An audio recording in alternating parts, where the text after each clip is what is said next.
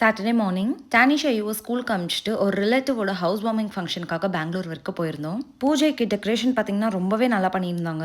கிச்சன்லயும் அந்த ஸ்லாப் மேல இந்த மாதிரி கியூட்டான டெக்கர்லாம் பண்ணியிருந்தாங்க.